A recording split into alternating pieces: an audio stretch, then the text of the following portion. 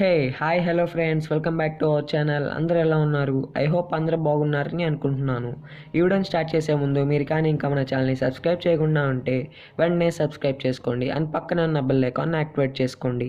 So friends, ఇంకా late చేయకుండా వెంటనే legend of blue sea episode 9ని స్టార్ట్ చేస్తాను. స్టోరీ ఇప్పుడు ప్రజెంట్ టైంలోనే ఉంటుంది.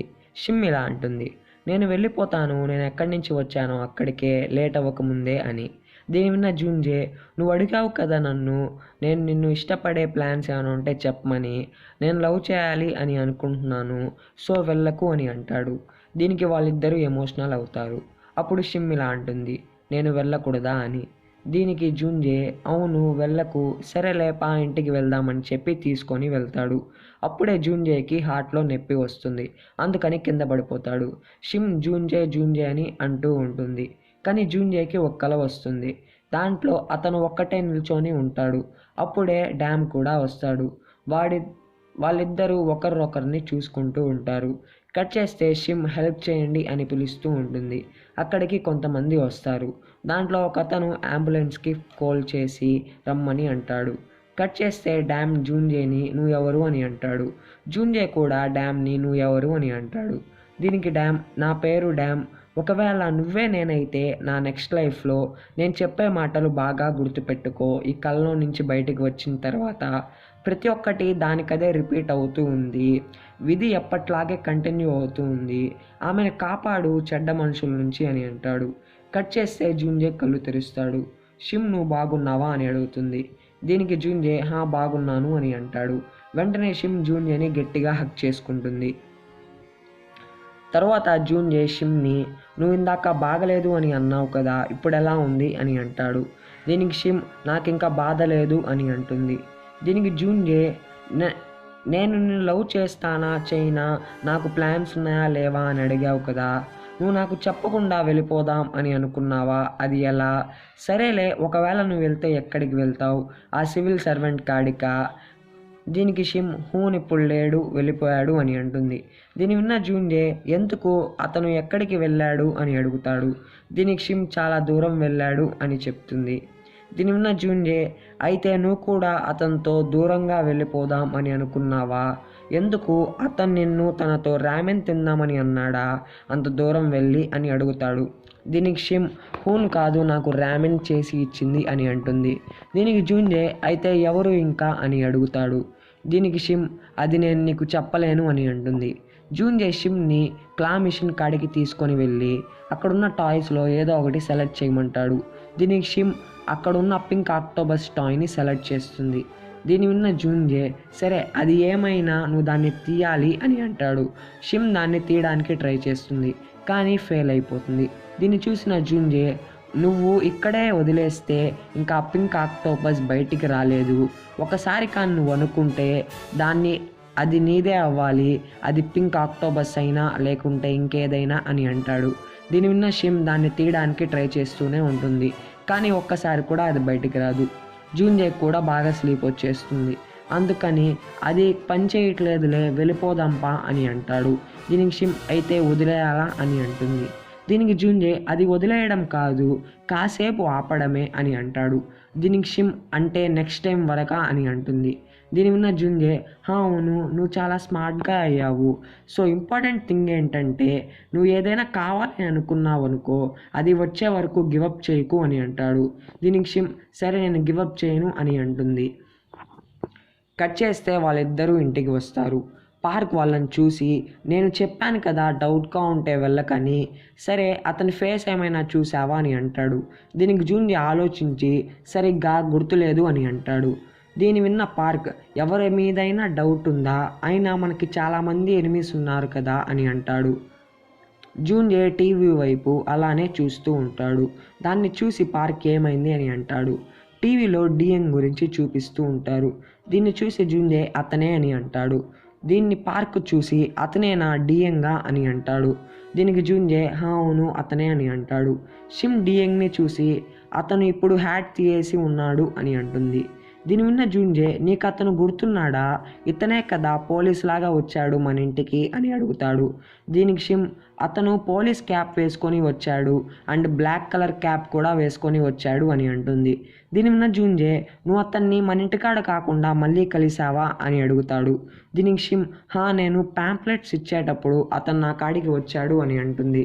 దీని విన్న జూన్జే కోపంగా, ఒకవేళ అలా అయి ఉంటే నాకు చెప్పాలి కదా, నీవేమైనా ఫూలా అని అరుస్తాడు. దీని విన్న పార్క్, హే షిమ్కి ఎలా తెలుస్తుంది, మనకే ఇప్పుడు తెలిసింది, తన్నెందుకు తిడుతున్నావు అని అంటాడు. దాని విన్న జూన్జే వెళ్ళిపోతాడు. షిమ్ జూన్జే చెప్పిన మాటలు ఆలోచిస్తూ ఉంటుంది. కట్ చేస్తే పార్క్ అండ్ జూన్జే కూర్చొని ఉంటారు. జూన్జేకి డ్యామ్ చెప్పిన మాటలు గుర్తు వస్తాయి. అందుకని పార్క్తో ఇలా అంటాడు, నేను ఇలా అంటున్నానని ఏమనుకోకు, నాకు ఒక కల వచ్చింది, దాంట్లో నేను చాలా పాతకాలంలో ఉన్నాను అండ్ నేను ఆ బ్రాస్లెట్ వేసుకొని ఉన్నాను అని అంటాడు. దీని విన్న పార్క్, ఏ బ్రాస్లెట్, డ్యామ్ బ్రాస్లెట్టా, అయితే నువ్వే నా డ్యామ్వి ఆ కలలో అని అంటాడు. దీనికి జూన్జే, అవును అని అంటాడు. దీని విన్న పార్క్, అవునులే, మూవీస్ చూస్తే అలానే ఉంటుంది అని అంటాడు. దీనికి జూన్జే, నేను చెప్పేది జోక్ అనుకుంటున్నావా అని అంటాడు. దీనికి పార్క్, నీ కలే ఒక వేస్టు, నువ్వు ఎలా డ్యామ్ అవుతావు, ఇదంతా నీ పాస్ట్ లైఫ్ అనుకుంటున్నావా అని అంటాడు. దీనికి జూన్జే, పాస్ట్ లైఫ్ అని కాదు, ఇదంతా ప్యారలల్ యూనివర్స్ లాగా ఉంది అని అంటాడు. దీనికి పార్క్, ప్యారలల్ యూనివర్సా తొక్క, అదేమీ లేదు, నేను ఎప్పుడు నీకు బ్రాస్లెట్ గురించి చెప్తూ ఉన్నాను కదా, అండ్ షీహా కూడా తన రీసెర్చ్ గురించి నీకు చెప్పింది కదా, అది కూడా కాకుండా నువ్వు న్యూరో సైన్స్ స్టూడెంట్ కదా, దానివల్ల నీకు ఇమాజినేషన్ వస్తూ ఉంటుందిలే అని అంటాడు. సరే, జింజు విషయంలో బాగా ఆలోచన చేయాలి మనం అని అంటాడు. కట్ చేస్తే డియంగ్ జూన్జే వాళ్ళ స్టెప్ మదర్ ఇంటికాడికి వస్తాడు. మిస్ క్యాంగ్ ఉందా అని అంటాడు. సో ఫ్రెండ్స్, జూన్జే వాళ్ళ స్టెప్ మదర్ పేరు క్యాంగ్. డియంగ్, ఇది కోర్ట్ వాళ్ళు పంపించారు, ఇది తనే తీసుకోవాలి అని అంటాడు. క్యాంగ్ బయటికి వచ్చి, నీకెంత ధైర్యం ఇలా వచ్చావు, నీకేమైనా పిచ్చి పట్టిందా అని అడుగుతుంది. దీనికి డియంగ్, నేను కావాలని రాలేదు, నాకు ఆకలిగా ఉంది, కానీ నా కాడ మనీ లేవు అని అంటాడు. క్యాంగ్ అతనికి మనీ ఇస్తుంది. అప్పుడే డియంగ్ ఇలా అంటాడు, జూన్జేని టార్గెట్ చేయడం చాలా కష్టం, అతను ప్రతిసారి తప్పించుకుంటున్నాడు. అప్పుడు క్యాంగ్ ఇలా అంటుంది, చైర్మన్ హియో మీటింగ్ పెడుతున్నాడు తన ప్రాపర్టీస్ని రాసిచ్చేయడానికి, మనం అన్నీ కోల్పోతే కానీ నువ్వు నీ సెన్స్లోకి రావేమో, ఒకవేళ చైర్మన్ హియో జూన్జేని కలిసి తనకి మొత్తం ఇచ్చేస్తాడు అని అంటుంది. అప్పుడే చీహున్ వస్తాడు. జూన్జే వాళ్ళ నాన్న పేరు హియో.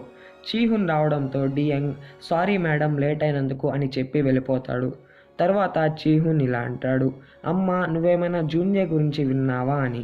దీనికి క్యాంగ్, నాకు అలా ఎలా తెలుస్తుంది అని అంటుంది.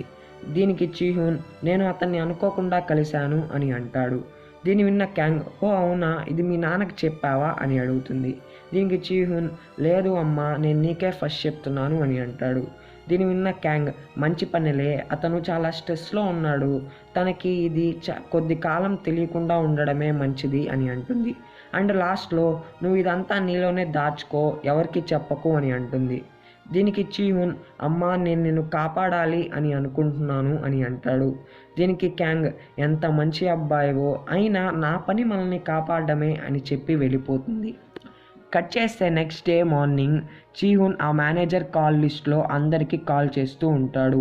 కట్ చేస్తే జూన్జే వాళ్ళు డియంగ్ కోసం సెర్చ్ చేస్తూ ఉంటారు. అప్పుడే జూన్జేకి ఒక కాల్ వస్తుంది. అది ఎవరి నుంచో కాదు, చీహున్ నుంచి. దీన్ని తెలుసుకున్న జూన్జే, నా నెంబర్ నీకు ఎలా దొరికింది అని అంటాడు.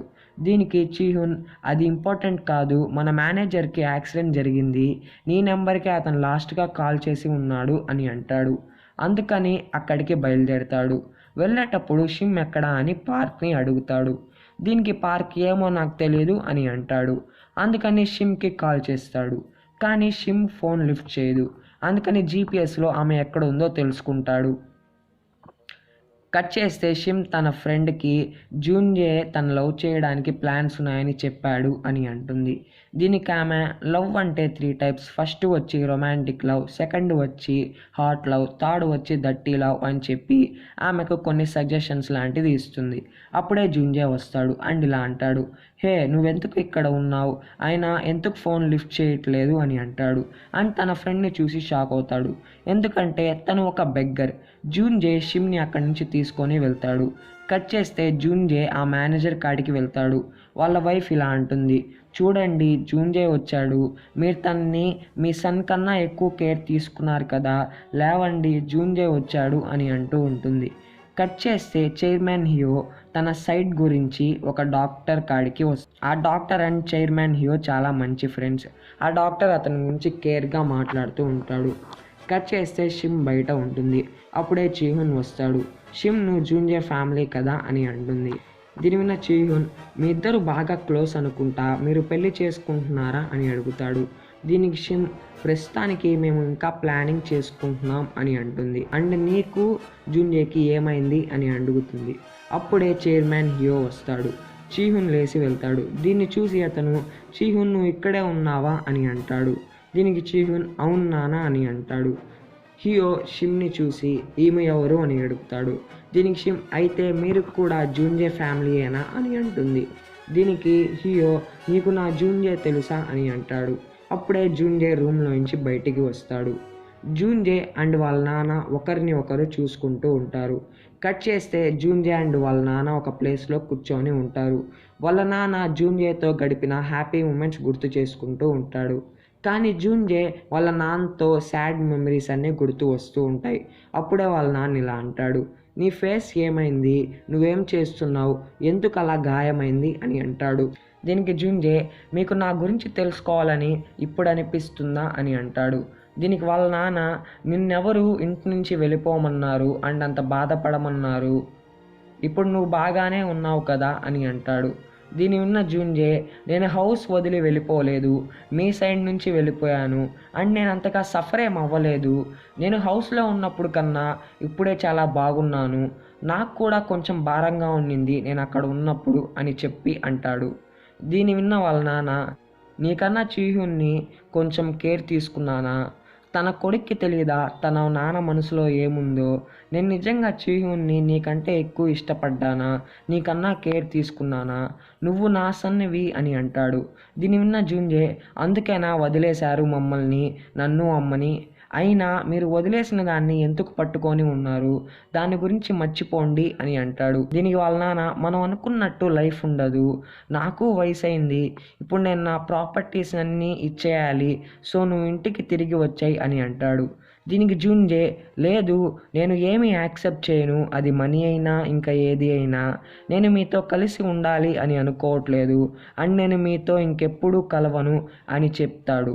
కానీ లాస్ట్లో మీరు హెల్త్ బాగా చూసుకోండి అని చెప్పి వెళ్ళిపోతాడు. వాళ్ళ నాన్న జూన్జేని చూస్తూ జూన్జే జూన్జే అని అంటూ ఉంటాడు. సడన్గా అతనికి సరిగ్గా కనిపించదు. కట్ చేస్తే చీహున్ అండ్ షిమ్ బయట మాట్లాడుకుంటూ ఉంటారు. అప్పుడే జూన్జే వస్తాడు.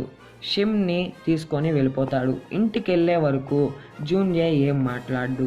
ఇంటికి వెళ్ళిన తర్వాత జూన్జే ఇలా అంటాడు, నువ్వు కూడా వెళ్ళిపోవచ్చు, నువ్వు వెళ్ళిపోవాలి అని అనుకుంటే నేను నీకు చెప్పాను కదా, నీకేమి కావాలన్నా అది వచ్చే వరకు వదలకు అని, అదంతా చెత్త, నేను నువ్వు లేనప్పుడే చాలా బాగున్నాను అని చెప్పి రూమ్లోకి వెళ్ళిపోతాడు.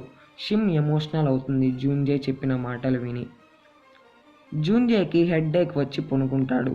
తనకి తన చిన్నప్పుడు మెమరీస్ అన్నీ గుర్తు వస్తూ ఉంటాయి. కట్ చేస్తే జూన్జేని షిమ్ కేర్ తీసుకుంటూ ఉంటుంది. అప్పుడే జూన్జే లేస్తాడు. షిమ్ ఇలా అంటుంది, ఇప్పుడు బాగుందా, నేను టీవీలో చూశాను ఇలా చేస్తే బాగైపోతుంది అని అంటుంది. దీనికి జూన్జే, నిన్నెవరు ఇలా చేయమన్నారు, పైకి వెళ్ళు అని అంటాడు. దీని విన్న షిమ్, నువ్వు అలా చెప్తున్నావు కానీ నేను నీ పక్కన ఉండాలి అని అనుకుంటున్నావు కదా, ఏది ఏమైనా నువ్వు నన్ను ఎంత వదిలేయమన్నా నేను వదలను, నీ కాడే ఉంటాను అని అంటుంది. జూన్జే వాళ్ళ నాన్నకి చెప్పిన మాటలు గుర్తు వస్తాయి ఆ మాటలు విని. అండ్ అప్పుడు షిమ్ ఇలా అంటుంది, నువ్వు ఏమన్నా నేను నీ పక్కనే ఉంటాను వదలకుండా, అందుకని కోప్పడకుండా నువ్వేమి చెప్పాలనుకుంటున్నావో చెప్పేయ్ అని అంటుంది. దీని విన్న జూన్జే ఎమోషనల్ అయ్యి, సరే నేను మా నాన్నకి నిజంగా ఏం చెప్పాలనుకున్నానంటే దాన్ని నేను చెప్పలేకపోయాను, నేను ఎంత కష్టపడ్డానో ఇంటి నుంచి బయటికి వెళ్ళి, నేను మా నాన్నని చాలా హేట్ చేశాను, కానీ దానివల్లైనా అతను నన్ను బాగా చూసుకుంటాడు అని అనుకున్నాను. నేను నా ఫోన్ నెంబర్ చేంజ్ చేయకుండా చాలా వెయిట్ చేశాను, కానీ అతను నాకు ఒక్కసారి కూడా కాల్ చేయలేదు. నేను ఎంత ఒంటరిగా ఫీల్ అయ్యానో నాకు తెలుసు. నేను నా ఓన్గా ఎగ్జామ్స్ కాలేజ్కి వెళ్ళాను అండ్ నేను నా ఓన్గా ఉంటున్నప్పుడు నేను ఎంత మిస్ అయ్యాను అతన్ని. నేను నిజంగా అతన్ని చాలా మిస్ అయ్యాను అని చెప్పి క్రై చేస్తూ ఉంటాడు. షిమ్ దాన్ని చూసి అతనికి సింపతి చూపిస్తుంది. తర్వాత షిమ్ ఇలా అంటుంది, నువ్వు ఇప్పుడు బాగున్నావా అని. దీనికి జూన్జే, నేను ఇందాక క్రై చేశాను కదా, అదంతా మెడిసిన్ తీసుకున్న దానికి అలా వచ్చింది. ఇదంతా పార్క్ అండ్ టైహోకి చెప్పబడలేదు అని అంటాడు. దీనికి షిమ్, ఓకే నేను మొత్తం మర్చిపోయాను జూన్జే, భయపడకు. ఇప్పటి నుంచి నువ్వు ఏం చెప్పాలని అనుకున్నా అది నాకు చెప్పు, నేను అవి విని అలానే మర్చిపోతాను అని చెప్పి వెళ్తుంది. జూన్జే షిమ్ని ఆపి, నువ్వు నిజంగానే మర్చిపోతావా, సరే ఇది కూడా మర్చిపో అని చెప్పి ఆమెకు కిస్ చేస్తాడు. కట్ చేస్తే జూన్జే ఫుడ్ చేస్తూ ఉంటాడు, రామిన్ చేస్తూ ఉంటాడు షిమ్ కోసం. కానీ అది అతనే తింటాడు అని చెప్పి పార్క్కి చెప్తాడు. షిమ్ ఇంట్లో మేకప్ చేసుకుంటూ ఉంటుంది. షిమ్ హాల్లోకి వస్తుంది. పార్క్ షిమ్ని చూసి నువ్వు చాలా బాగున్నావు అని అంటాడు. టైహో కూడా షిమ్ని పిక్ తీస్తాడు. దీన్ని వాళ్ళు చూస్తారు. టైహో ఏం లేదు, తను ప్రిటీగా ఉండడం వల్ల తీశాను అని అంటాడు. షిమ్ దాన్ని విని నిజంగానా ప్రిటీగా ఉన్నానా అని అంటుంది. జూన్జే జలస్ ఫీల్ అయ్యి టైహో ఫోన్ తీసుకొని తన మొబైల్కి సెండ్ చేసుకుంటాడు అండ్ టైహో ఫోన్లో డిలీట్ చేస్తాడు. జూన్జే ఆమెను అలానే చూస్తూ ఉంటాడు అండ్ కిస్ చేసుకున్న దాన్ని గుర్తు చేసుకుంటాడు. అప్పుడు జూన్జే పక్క రూమ్లోకి వెళ్ళి ఆ పిక్ని చూస్తూ ఉంటాడు. కట్ చేస్తే అప్పుడే షీహా వస్తుంది అండ్ ఇలా అంటుంది, జూన్జే నేను నీతో ఒకటి మాట్లాడాలి కొంచెం పర్సనల్గా అని చెప్పి పైకి తీసుకొని వెళ్తుంది. షిమ్ అదేంటో తెలుసుకోవాలని చెప్పి వెళ్తుంది. కానీ షీహా తను వినకుండా అన్ని విండోస్ అన్ని క్లోజ్ చేస్తుంది. షీహా జూన్జేతో డ్యామ్ గురించి అండ్ డ్యామ్ ఉంటున్న ఇల్లు గురించి ఇప్పుడు అన్నీ తెలిసాయి అని చెప్పి ప్రూఫ్స్ అన్నీ చూపిస్తుంది. కట్ చేస్తే ఇదంతా కలలాగా వస్తుంది డ్యామ్కి. అప్పుడు డ్యామ్ ఇలా అనుకుంటాడు, ఇంకా 19 డేసే ఉన్నాయి డిసెంబర్ 11కి.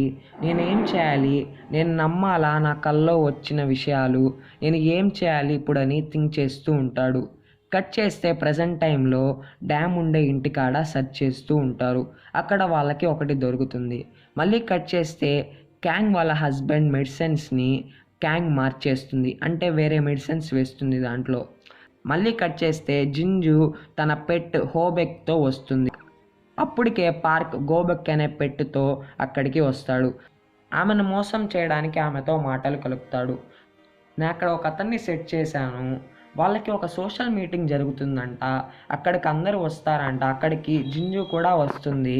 అతను అక్కడికి వెళ్ళి ఇలా చెప్తాడు, మీకు కిమ్జే తెలుసా, అతను చాలా డబ్బులున్న అతను కొరియాకి మళ్ళీ వస్తున్నాడు, తనకి తన ఫియాన్సే అంటే చాలా ఇష్టం, తన కోసం వస్తున్నాడు, ఆమె సోయల్లోనే ఉంటుంది అని చెప్పమని చెప్పాను. కిమ్జే నువ్వే, నీ ఫియాన్సీ వచ్చే టైహో అని అంటాడు. దీన్ని విన్న జూన్జే టైహోనా అని అంటాడు. దీనికి పార్క్ సరే షిమ్ సంగతి ఏంటి అని అంటాడు. అప్పుడే షిమ్ వస్తుంది. ఏంటి అని అంటుంది. పార్క్ షిమ్తో, నీకు టీవీలో వచ్చే డ్రామాస్ తెలుసు కదా, అలాగే మేము కూడా ఒక డ్రామా వేస్తున్నాం, దాంట్లో జూన్జే వచ్చి కిమ్జే లాగా యాడ్ చేస్తున్నాడు, నువ్వు అతనికి ఫియాన్సీ అని అంటాడు. దీనికి షిమ్ సరే అని ఒప్పుకుంటుంది. దీని విన్న జూన్జే, అయితే నువ్వు అక్కడ 3 పనులు చేయకూడదు, 1 ఏం మాట్లాడకూడదు, 2 అసలు నవ్వకూడదు, 3 ఏం తినకుండా ఉండాలి అని అంటాడు. దీనికి షిమ్ ఫస్ట్ 2 ఓకే, కానీ లాస్ట్దే కొంచెం కష్టం అని అంటుంది. దీనికి జూన్జే సరే నేను నీకు నచ్చినవి కొనిస్తాలే అని అంటాడు. దీనికి షిమ్ డీల్ ఓకే అని అంటుంది. కట్ చేస్తే జూన్జే వాళ్ళు వాళ్ళ డ్రామాని స్టార్ట్ చేస్తారు. మాల్కి వెళ్ళి అన్ని వస్తువుల్ని కొనేస్తారు. అప్పుడే జింజు కూడా వస్తుంది, వాళ్ళని చూస్తుంది. షిమ్ని చూసి ఆమెను ఎక్కడ చూశానో గుర్తు చేసుకుంటుంది. వాళ్ళే నిన్న అతను చెప్పిన వాళ్ళు అని తెలుసుకుంటుంది. పార్క్ని చూసి గోపెక్ వాళ్ళ నాన్నగారు వాళ్ళెవ్వరు అని అడుగుతుంది. అతను మొత్తం చెప్తాడు. తర్వాత జింజు పార్క్ కాడికి వెళ్ళి, నాకు ఒక ఫేవర్ చేస్తారా, నాకు ఇన్వెస్ట్మెంట్ చేయడం అంటే చాలా ఇష్టం, అతనితో ఒక్కసారి మీటింగ్ ఇప్పిస్తారా అని అడుగుతుంది. దీనికి పార్క్ అది చాలా కష్టం, కానీ అతను నాకు ఒకటి చెప్పాడు మొన్న, హోమ్ ఫుడ్ తినాలి అని అనుకుంటున్నాడని, కానీ నాకు పెళ్ళవ్వలేదు, హోమ్ ఫుడ్ ఎలా వస్తుంది అని అంటాడు. దీనికి జింజు హోమ్ ఫుడ్డే కదా, మా ఇంట్లో హోమ్ ఫుడ్ చాలా బాగుంటుంది అని చెప్తుంది. కట్ చేస్తే జింజు ఆ మ్యాటర్ని వాళ్ళ ఇంట్లో వాళ్ళకి చెప్తుంది. వాళ్ళ హస్బెండ్ దాన్ని చూసి హ్యాపీ ఫీల్ అవుతాడు. దీని విన్న షీహా నాకు వాళ్ళు కాయిన్ ఆర్టిస్ట్ అనిపిస్తుంది అని అంటుంది. కాయిన్ ఆర్టిస్ట్ అంటే ఎవరో కాదు, చీటర్ అని అర్థం. అప్పుడే షీహాకి ఒక కాల్ వస్తుంది. పక్కకు వెళ్ళి నిజమా ఎక్కడ ఉంది అని అంటుంది. కట్ చేస్తే జూన్జే వాళ్ళు ఇంటికి వెళ్తూ ఉంటారు. షిమ్ నువ్వు బాగా యాక్ట్ చేసావని ఆమెను మెచ్చుకుంటూ ఉంటారు. అప్పుడే జూన్జేకి షీహా కాల్ చేస్తుంది. అప్పుడు జూన్జే నిజమా, సరే వస్తున్నాను అని అంటాడు. పార్క్తో నన్ను అక్కడ దింపేయి, షీహా ఏదో చూపించాలి అంట అని చెప్పి వెళ్తాడు. కట్ చేస్తే జూన్జే అండ్ షీహా ఆ ప్లేస్ కాడికి వెళ్తారు. షీహా ఇలా నేను కూడా ఇంకా దాన్ని చూడలేదు, ఇది పాతి పెట్టి ఉన్నారంట ఆ బాక్స్ని అని అంటుంది. దీని విన్న జూన్జే పాతి పెట్టి ఉన్నారా అని అంటాడు. షీహా ఆ డోర్ని ఓపెన్ చేస్తుంది. అప్పుడు జూన్జే ఇలా అంటాడు, నేను ఒక్కనే వెళ్ళి వస్తాను అని అడుగుతాడు. షీహా దానికి సరే అని అంటుంది. జూన్జే లోపలికి వెళ్ళి అన్ని వస్తువులను చూస్తూ ఉంటాడు. అప్పుడే ఒక పెయింటింగ్ కనిపిస్తుంది. అదే ఇందాక దొరికిన వస్తువు. అప్పుడే కరెంటు కూడా పోతుంది. జూన్జే దాని కాడికి వెళ్ళి లైటర్కి వెలిగించి చూస్తాడు. దాంట్లో డ్యామ్ ఉంటాడు. డ్యామ్ చూడ్డానికి అచ్చం జూన్జేలాగే ఉంటాడు కాబట్టి భయంతో షాక్ అయిపోతాడు జూన్జే. కట్ చేస్తే ఇప్పుడు పాస్ట్ టైం. డ్యామ్ ఏం చేస్తే నా కల్లో వచ్చింది నిజమని తెలుసుకుంటాను అని ఆలోచిస్తూ ఉంటాడు. అప్పుడే ఒక అతన్ని పిలిపించి ఆ పెయింటింగ్ వేపిస్తాడు. సో ఫ్రెండ్స్, ఆ పెయింటింగ్ వేపించింది ఎవరో కాదు, డ్యామే. ఆ పెయింటింగ్ చాలా రోజులు ఉండాలి, జాగ్రత్తగా గీయి అని చెప్తాడు అతనికి. సో ఫ్రెండ్స్, ఇక్కడితో ఎపిసోడ్ 9 ఓవర్ అయిపోతుంది. ఐ హోప్ మీకు ఈ వీడియో నచ్చింది అనుకుంటున్నాను. మీకు కానీ ఈ వీడియో నచ్చితే లైక్ చేయండి, షేర్ చేయండి. అండ్ మీరు ఫస్ట్ టైం మన ఛానల్ చూస్తుంటే వెంటనే సబ్స్క్రైబ్ చేసుకోండి. అండ్ పక్కనే వచ్చిన బెల్ ఐకాన్ యాక్టివేట్ చేసుకోండి. సో ఫ్రెండ్స్, నెక్స్ట్ వీడియోలో నెక్స్ట్ ఎపిసోడ్తో మీ ముందుంటాను. Until then take care my friends.